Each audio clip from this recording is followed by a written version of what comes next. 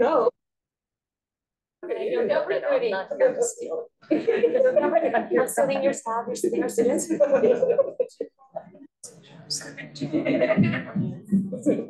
All right. Thank you all for coming. My name is Dr. Nicholas Hudson, and I serve as the Director of the Office of Student Orientation, Leadership and Engagement. And it is my pleasure to welcome you all to the next iteration of the International Leadership Series for February. This year, our theme is peace and conflict. We're just going to take care of a little bit of housekeeping, and then we'll let you all go get some food, but we're going to start here shortly. So, again, for those of you, this is your first event you've attended with our organization in the International Leadership Series.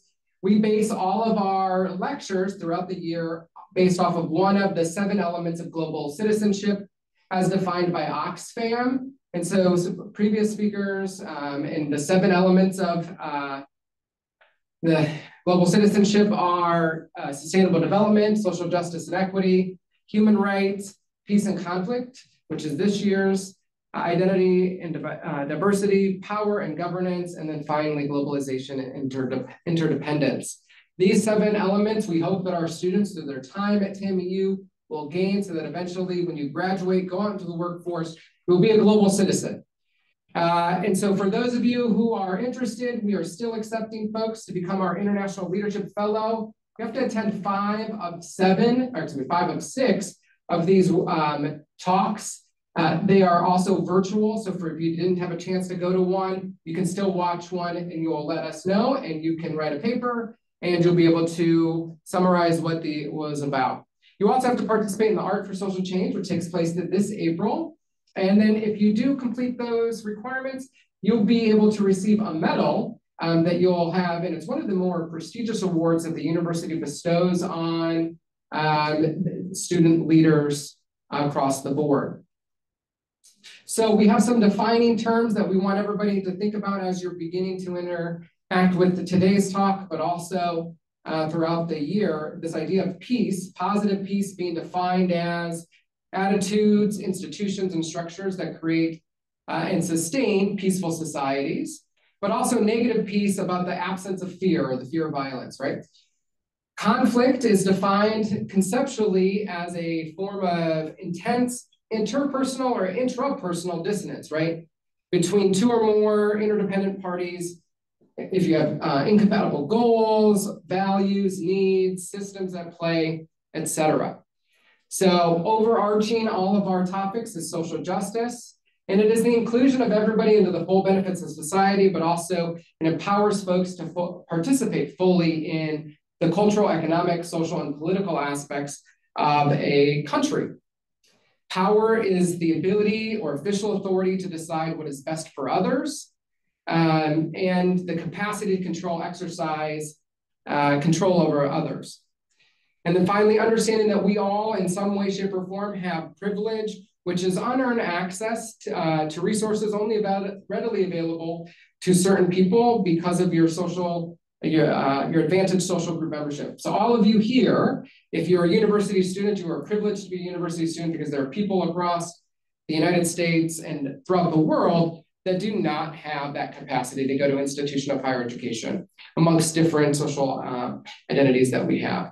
And then finally, there's oppression, and it can occur at both a systemic, institutional, or cultural level. And you're going to talk a lot about this today as we talk about and learn about today's topic, which is remembering the 30th anniversary of the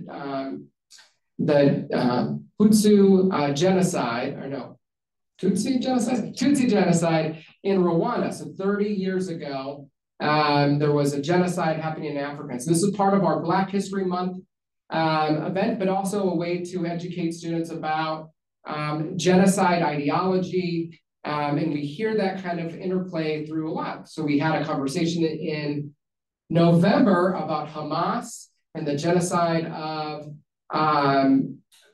folks in the Middle East. And so we're going to continue that on. So we're going to take a little break right now. For those of you who've signed in, students that have signed in, feel free to go ahead and make a line and get food out there and then come back in, and we'll start with the presentation here in about 5 minutes.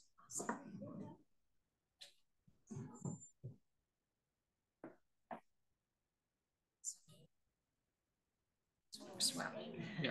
Just pause a little bit here while we pull up this.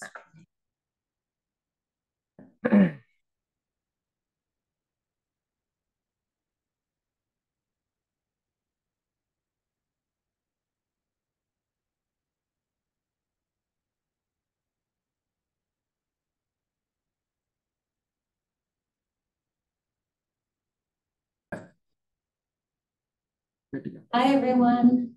How are you doing today? Well, I hope you're at least as excited as I am. This is my first time on the TAMU campus, and I'm impressed. This is a beautiful town. This is an amazing campus, and I've taken a tour. I've already gotten to meet a few of you earlier on. So please come on in, get seated.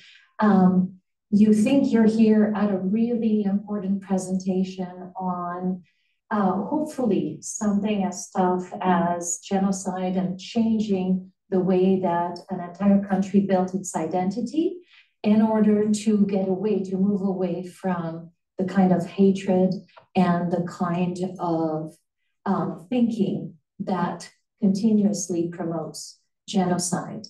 So what I want to do today, I certainly want to thank a very long-time friend who is your Director of International Engagement, Yamel Maskiz. So thank you. And Raquel is here. I brought one of my former students who knew Laredo way better than I did, right? Because she comes to Eagle Pass all the time. So I'm here, I think, with family, or at least I'm going to talk with you as if we were.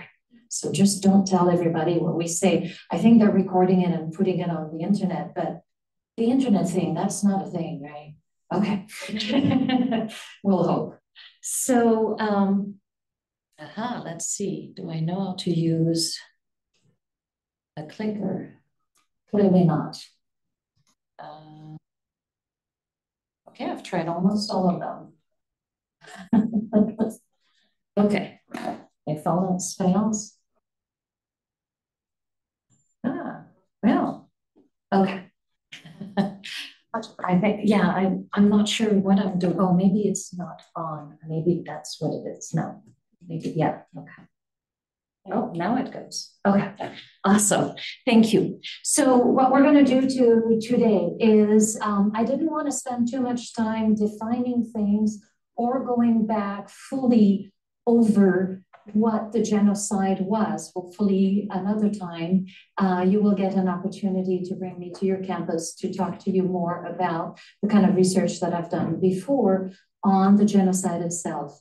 But I want to start with why I study genocide and with a story for you. Then we'll talk about not the genocide itself, but where was the country and the few people who were left inside of Rwanda after the 3 months of the genocide. And we're going to talk about climbing back out of the devastation and what are the kinds of ways that were very imaginative, very community building, very collaborative and collective, not only to dispense justice, but to rebuild identity, to reconstruct identity, and to move on. And then I'll take you to Rwanda, at least to a few of the images that we have. So let me start with, I brought some books, and so I hope that some of you will interact with me, and I'll be able to give you some books. I went to graduate school, right? Obvious, there's those PhD letters after my name. And so very eagerly, when I used to go to presentation, if I had the book of the person, I would always bring it with me. And I went to do my PhD at the University of California, Irvine. And one of the most renowned political psychologists, his name is Irvin Staub. And he was coming to visit and he was going to talk about the genocide and the work that he was doing there. And so I was so excited. I went to the event. I had his book. It was my book I paid for. I had his book under my arm. And I went up to him and I was ready. And I really wanted him to sign it. And I said, "Hi, I'm Celine." And he said, "Oh, you're speaking after me tomorrow. Why do you study genocide?" And I thought, well, graduate student almost done with my PhD. I can handle that, right? So I said, well, I am studying international relations. And in international relations, we know that the most powerful actors are states because they have a military, right? So the least powerful actors are people without a state, and even worse, that are persecuted by their states, refugees. And at the time in 1996, the largest refugee movement that had taken place was at the end, in the summer of 1994, at the end of the Rwandan genocide. 2 million people walked across the border into, at the time, Goma, Zaire, known as the Democratic Republic of Congo. Dr. Rubenstadt looked straight at me and said, "No. Why do you study genocide?" I was worried. I didn't know what to say. And I thought, well, I was born in France. No, that's not it. I love the African continent. I study Rwanda, but I'm not Rwandan. Let's see. I'm studying things about Europe, but I'm not from there either. I'm a girl from a tiny little village in the southern French Alps in France. And I thought, what do you mean? So he said to me, "I am a survivor of the Holocaust. That is why I study genocide." Well, I was a bit young, right? So I wasn't born in France, but it hit me. I grew up with my grandparents who were French resistants. My grandfather used to smuggle Jews across the border between Germany and France to take them to the unoccupied part of France in the beginning of the war. And so I had grown up listening to those stories. That's why I study genocide. Now, all the other things that I told you before, they're true as well. I didn't lie to you. I am studying international relations. I do care about power. I care about empowerment. I care about giving power to those who have the least of it. I've studied refugees for a very long time. But indeed, what matters to me is to try to understand not just why it is that we allow genocide to happen. As you know from one of your presentations, recently it's going on in the Middle East right now. It's going on in other parts of the world, even if to a lesser extent as well.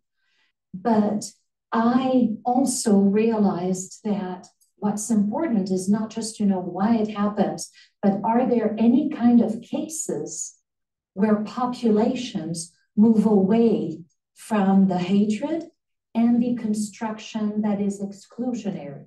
My group is good. My group deserves everything. Your group doesn't deserve anything. And if we don't have enough, I'm going to keep it all and prevent you from having access to it, right?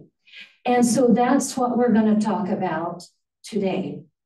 We're going to talk about what it has taken the Rwandan population, Rwandans, young people like you. Over 60% of Rwandans today are under 25 years old. How many of you, I can't raise my hand because I'm a little bit over 25. How many of you are under 25? You represent 60%, right, of the generation that makes up Rwanda. And so while I mentioned that I'm not able today, because you're not giving me 10 hours and I could take you on the road for 10 hours, and maybe some of you might enjoy it. But it would be heart-wrenching because it would be dealing with actually some of the things that were occurring during the genocide. I want you to know that there are a lot of great sources that you can look up, including some of my previous writings. And since you love the internet, you can go on YouTube and you can look up The Triumph of Evil, or you can look up their frontline special, The Ghosts of Rwanda. They're great, you know, again, nothing can in a few hours tell you everything about the genocide, but it can give you a lot of information. So I told you our starting point should be where Rwandans were, right? So they're young. Many of them have lost entire families. So we're looking at in 100 days, over 1 million people were killed. The figures have changed right afterwards. They were talking about 800,000. Now we know from the families recounting and searching for people who indeed were never found as refugees in other countries, that over 1 million people were killed in 100 days. For those of you who are really good at math and science, that's 10,000 a day. That is faster than the Holocaust by the Germans, by Nazi Germany. Now, the difference is that, thankfully, the genocide in Rwanda only took 100 days. Let me remind you something. You're on a semester system here at TANU, right? Guess what? 100 days is just about a little bit under the number of days that you have here. You struggle to write a paper and to turn it in. And we're expecting the international community to come up just because they know it's going on, or they should have known, right? We were expecting them to respond. Well, there were actually peacekeepers on the ground in Rwanda in 1994. They were taken out. And the result is what we have in this. Over 600,000 orphans. Orphans not who lost one parent. Orphans were children under 18 who had absolutely no one left alive, either on their mother's side or on their father's side. That means hundreds of family members who were killed in those 100 days.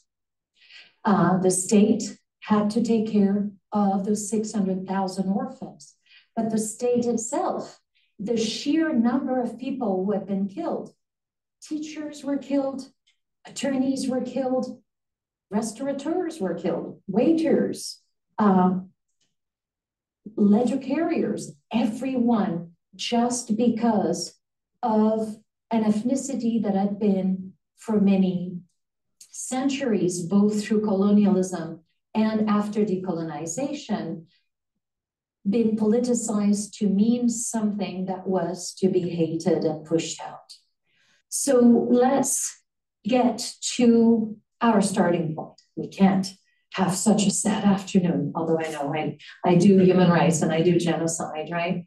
So what does it take? What does it take for a country where they've lost all the roads, they've lost the homes, the hospitals, the schools, they've lost practically any infrastructure, and they've lost the people with know-how because of the people between 25 to 50 years old.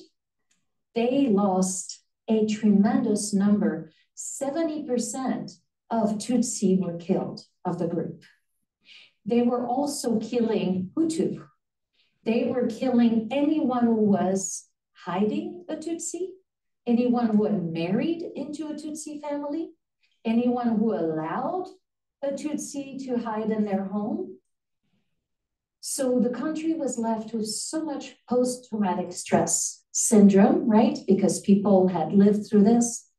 So now imagine you're in the ashes. You have buried. You don't even know for many of those families if family members were killed or if they had been able to escape. for many of them, it took decades. And yet, very quickly, people in the country decided with their government that they needed to make a change. And so the first major change is that you see one of the, on the top left is an identification that was similar to the ones that were started by the Belgians. Rwanda used to be, after First World War, went from the Germans to the Belgians. And when the Belgians did a census in 1930, they assigned the category of Hutu, Tutsi, or Twa. Hutu is actually a farmer. Tutsi is a shepherd or a herder. And Twa was left to supposedly some of the shorter, more possibly of Pygmy descent group in Rwanda, but a very small group. And so you can see the way it is written. Actually, the ethnicity was the first thing below a person's image, and they would cross off what you can't be, right? So it was, you know, people knew. And over time, if you had a certain ethnicity, you had access to schools or you didn't. You had access to jobs or you didn't.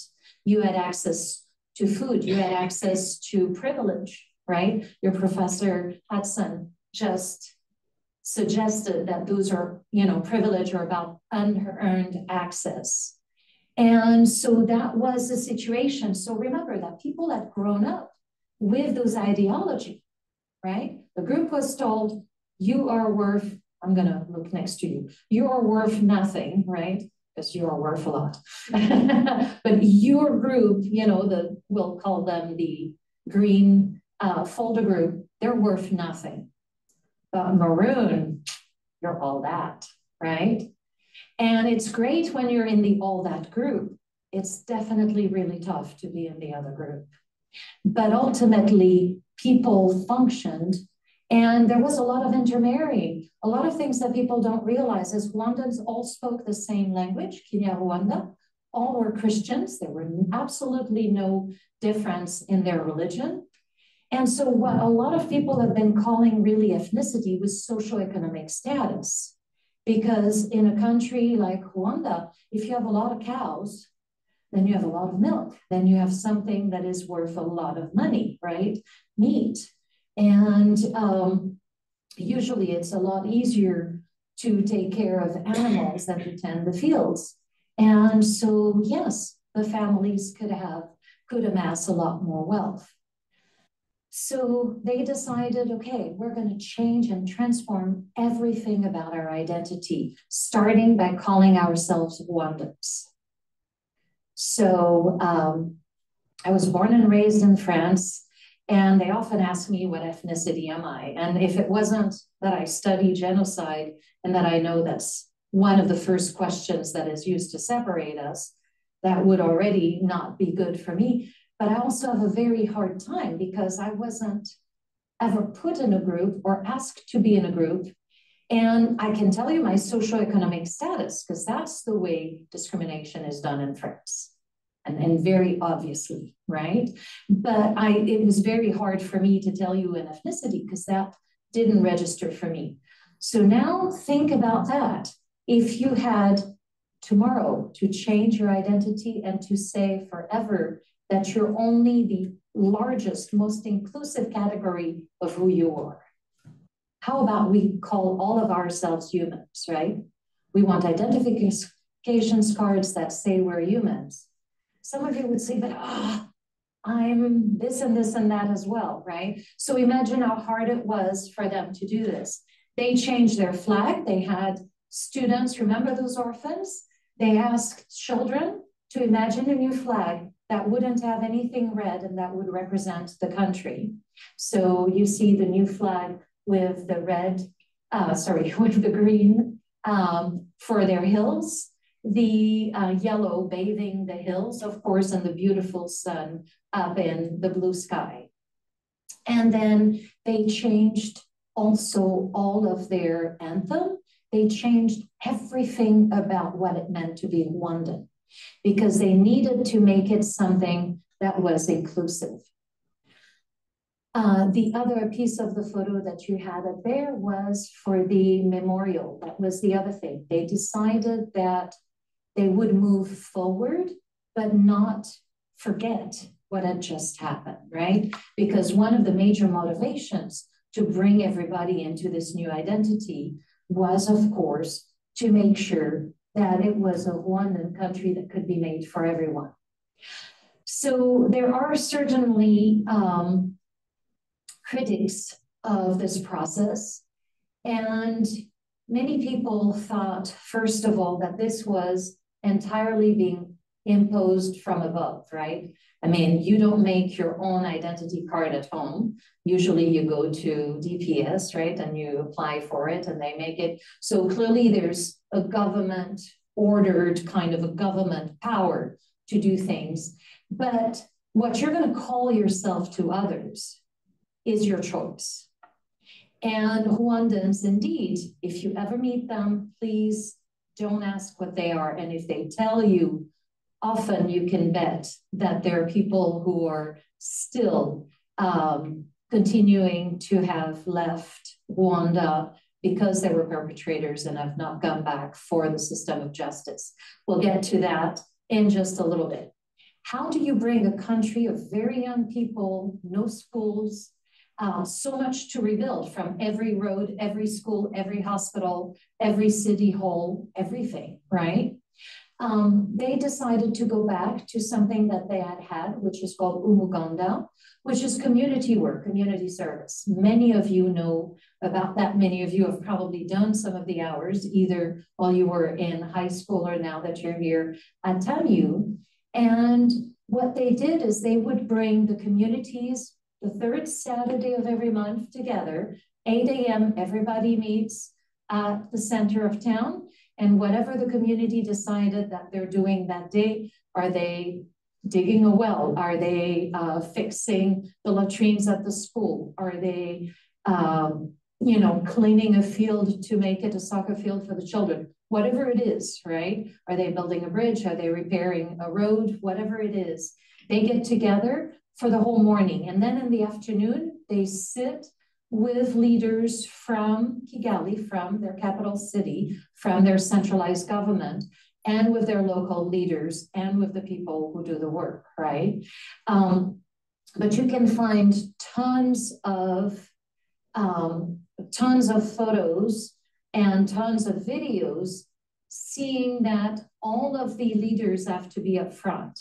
So here in the US, for example, where we have a groundbreaking ceremony, right?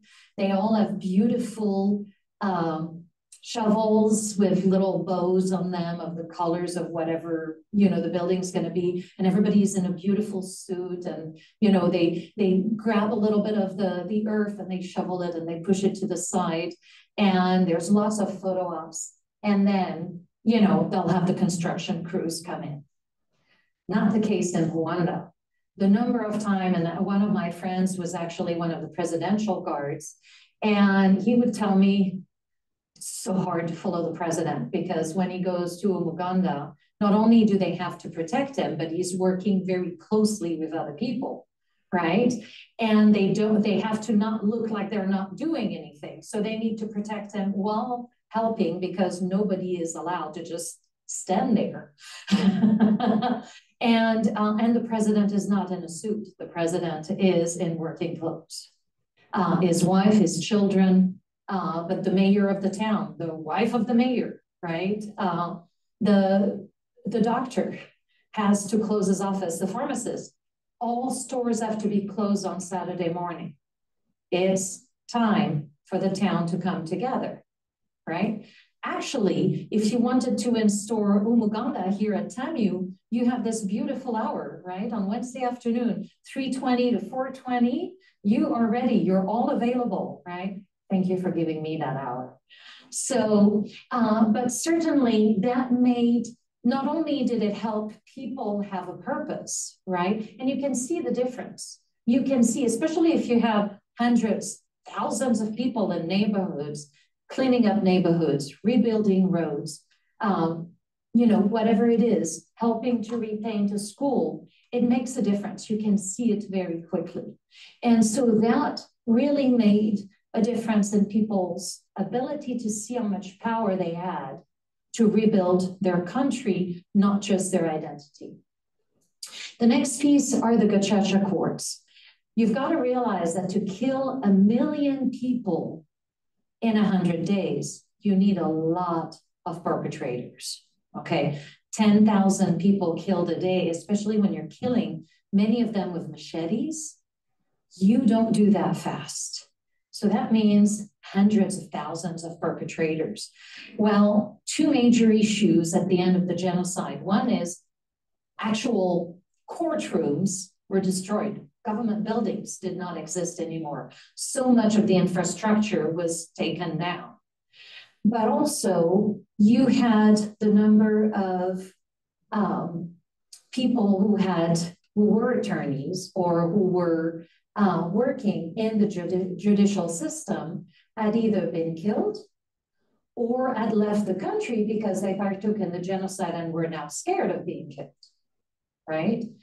So they had to figure out, after quite a few years of keeping people in jail, the country decided to remove death penalty. They decided, I know we're in Texas, this is not a conversation for today, that's pretty controversial, but here is the thought of Rwandans.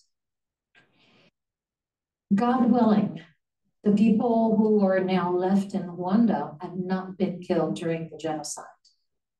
No one should have the right to take their lives away, no matter what they had done.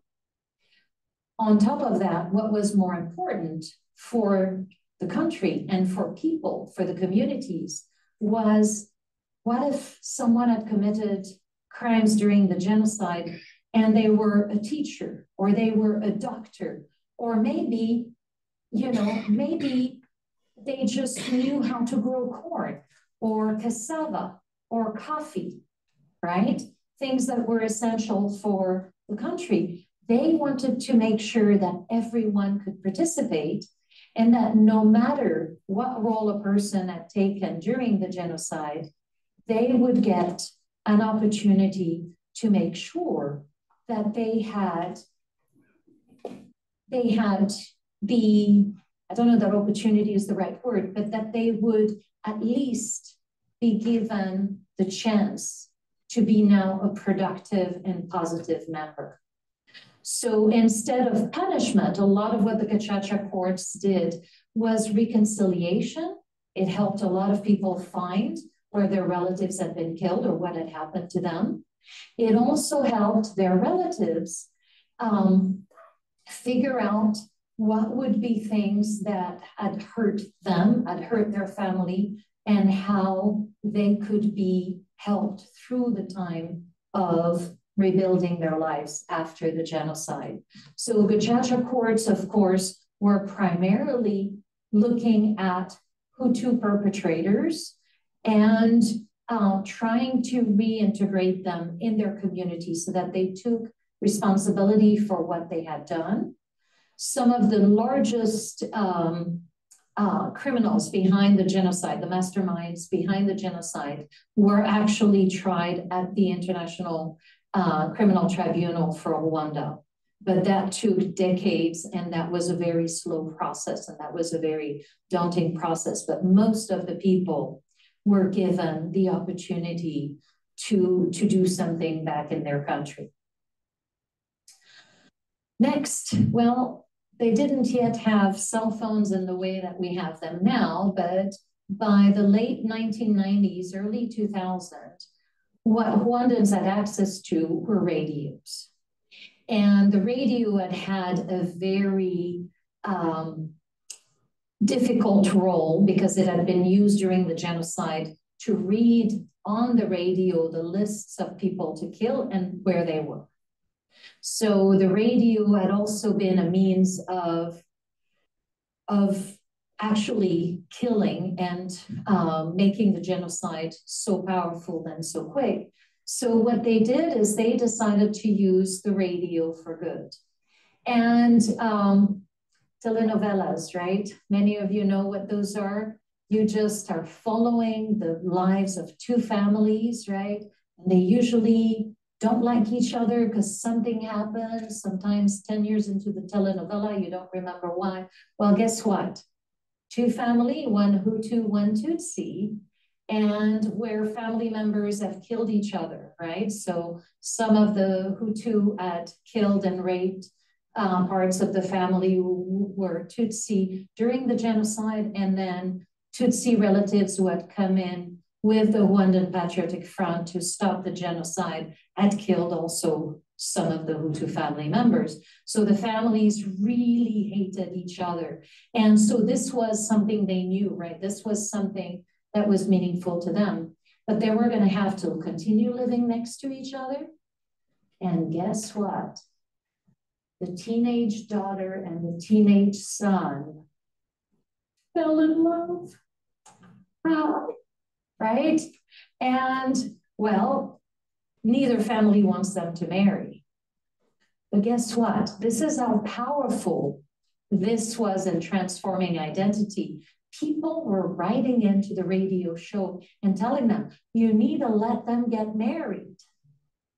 And it's, you know, it's a radio show, right? We write it every week. We play it on the radio. You have to let them get married. It got so big that they actually had to stage the theatrical wedding of the son and daughter actors in the main stadium in Kigali. People came from all over the country. It was a symbol of raising from the ashes, of being able to come out into the world and say, we know and understand what our families have done, but we love each other, and we are the Rwanda of tomorrow, and we want to rebuild our lives together, right?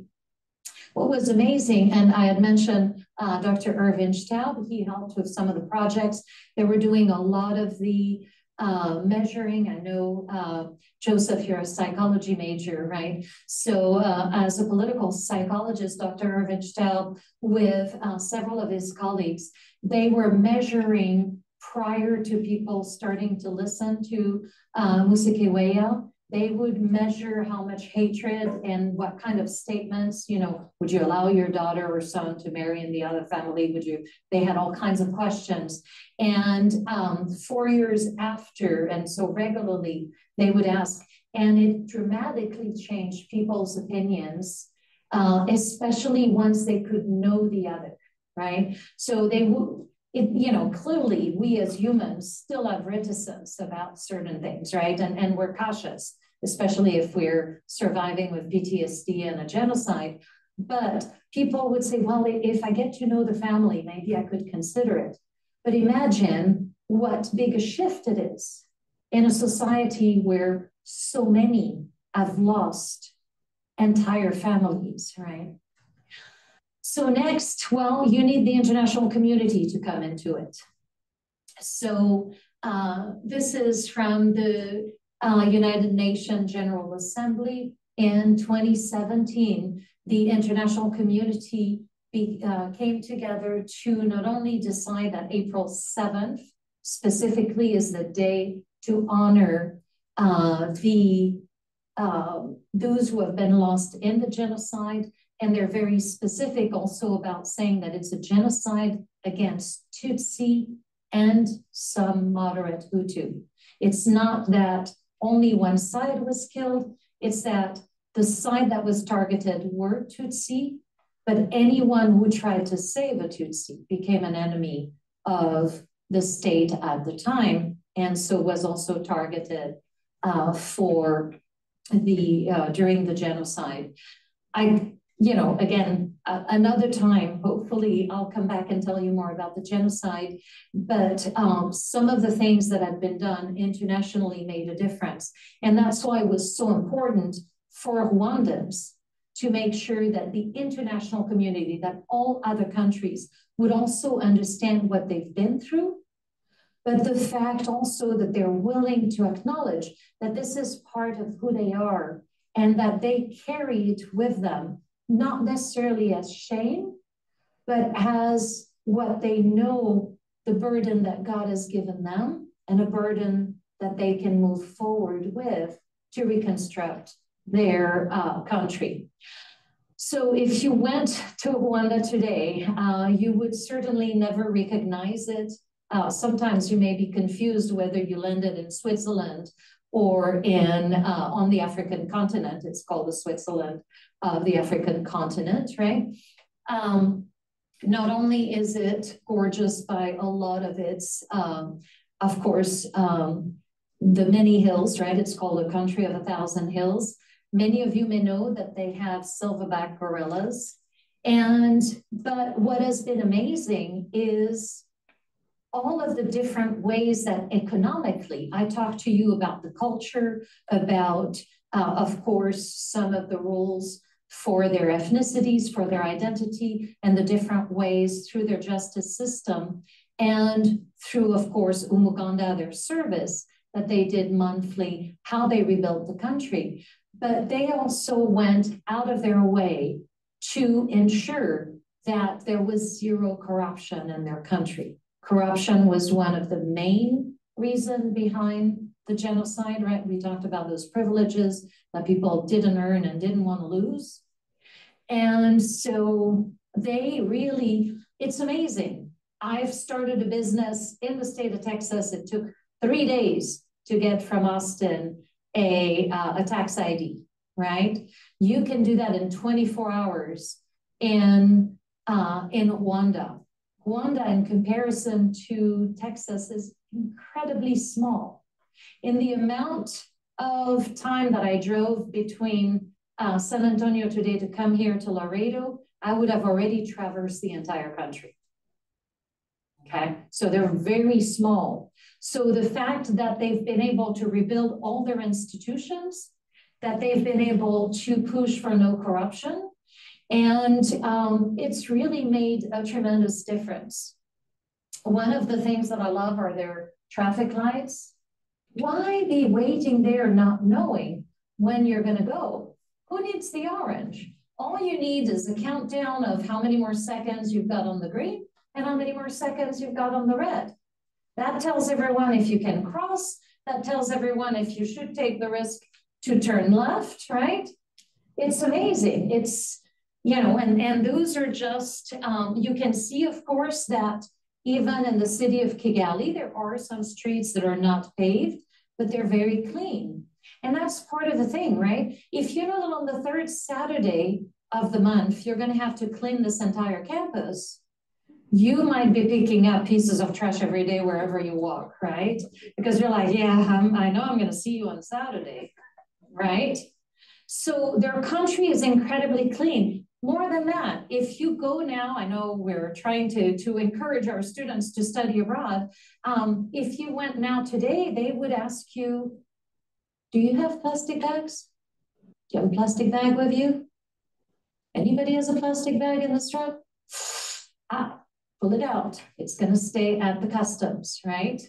And plastic bags have been illegal for over 15 years now in Rwanda. And many of the other countries in the East African community, don't worry, they have bags. They're reusable bags, and bags that you throw away are paper bags. It's okay, they can do this, right? So, but that's the kind of things, you know, always looking at, remember, 60% of their population is your age. And they want to have good lives coming ahead.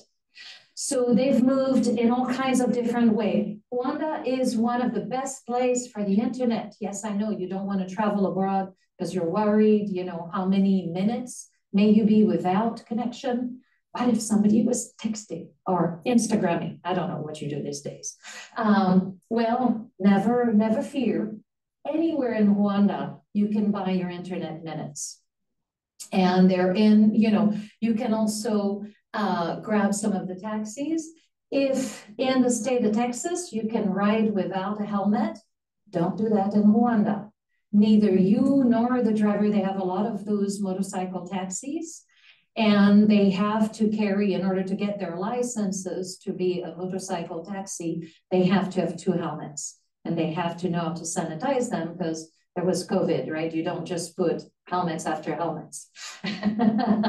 So all of those different things, lots more to tell you. Of course, as I mentioned, their economy is one of the largest. You can see that they're 7th in the world, okay? That as far as their growth rate for their economy. You can see their beautiful convention center in Kigali that has been built in the city. So they have a really great, promising future, and they've been able to really move into a direction where nowadays, when you go to Rwanda, people will definitely tell you that they're very proud of their country, and they're proud of having to give up their Saturdays. They're proud of being Rwandans. One of my friends in Rwanda works for the Rwandan Patriotic Front, the party of the current president. And I asked him, how is it that you're actually working with people every day, people who have actually killed people in your family? And he said, look, that's not how you go to work thinking. You don't say, today I'm going to the office and I'm going to see the person who killed my uncle, my grandpa, my brother. You go to work in the office. Today is another good day for Rwanda. And as long as this person who did something wrong in the past is willing to work with me for our future together, then I can do it. I'm not sure that I could. I've got to be honest. It's very humbling to see the spirit of Rwandans. I think I need to give you some time for questions, right? So that's probably a good place to end. And I've got some of the books, but please ask questions. I've got tons more to tell you.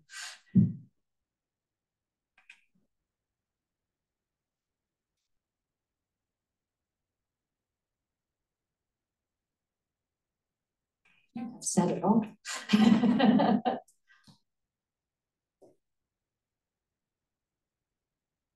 Yes.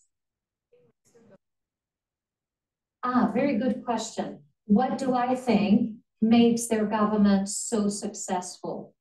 One of the very important pieces of their government is that their government understands delegation and is very mindful. So, for example, in the United States, when President Kagame comes to the United States, he comes with several of the ministers, and then of course his ambassadors are here, both usually.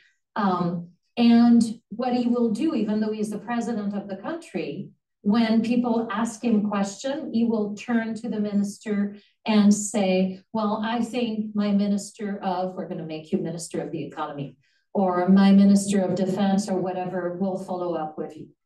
So he understands that they have a democracy and everybody has a role.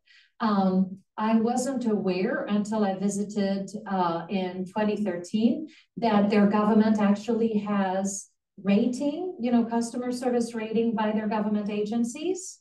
So if you're not served properly by the tax office or the construction permit office at City Hall, you're going to write it out. And they have an ombudsman's office. So an ombudsman is a nonpartisan advocate for anyone who has a problem with an agency. And what they do is they don't tell the agency to do their job, but they'll say to the agency, well, this wonderful lady in our beautiful pink suit has applied for a permit to build a house in Kigali, and she received a negative answer. Would you be able to explain to us why she did not receive a permit? And so then they have to explain. If they followed the rules, I'm going to have to go back to her and say, I'm so sorry, you didn't have a roof on that house. They want you to put a roof. I know you wouldn't have asked for a house like that, right? But if it is, the water easement wasn't proper, or sanitation was not, whatever it may be, right? Or you wanted 5-story tall house and you can't because of soil and the level of foundation that you were building, right? So if they said no and they have a good reason for saying no for your building permit, that you will get the reason and then you can correct it. But if maybe they were a little too fast and they just needed to, get things off their desk, they might have to take a look at it again and because they're accountable. So great question. Are there other questions? How does the education system handle that? Great question. How does their educational system handles the memory of the genocide, right? So every month of April and every month of July, in April is when they do the all of the different celebration of all the people they've lost, and then in July of the liberation by the Rwandan Patriotic Front. And so it's part of actually the regular culture. It's not just in the educational system, but you're correct that children in school will learn plays that they'll put on for their towns during the month of April. So it's part of their culture. And you saw, for example, the program on the radio, but they do a ton of art, films, music, all kinds of different ways. And they try to take it in a positive way. So they want to remember, they want to unite, and try in as much as they can to use the positive pieces of what they lost, right? So rather than anger, look for, what are the silver lining of, they certainly are extremely proud of their country, and students have the ability, their government will give them loans to go study abroad. Rwanda is the only country right now on the African continent that has a brain gain. More students come back who have studied in France, in Belgium, in the Netherlands, in the United States, in Canada. More of those students go back to Rwanda than to any other countries. So. Well, that will be the final question. I think it's important for us to talk a little bit about memory, right? And this idea of memory. Memory plays true in a lot of countries that have had similar stories that we see here in Rwanda. Even in Germany, there's a memory that takes place there where students learn throughout the process, throughout their educational system, that history that is so much there.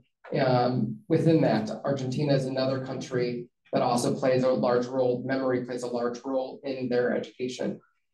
So I greatly appreciate you coming in and coming down from St. Mary's.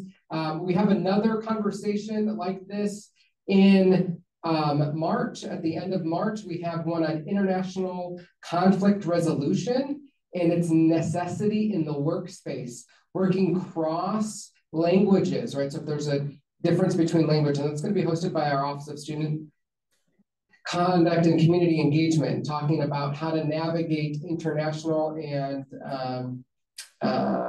cross-cultural dialogue. And then we'll finalize it here in April. And so we really appreciate Dr. Celine, Jacquemin coming in and talking to us today about, again, the 30th anniversary of the Rwandan genocide. So thank you very much. Let's give her a nice dust up and welcome.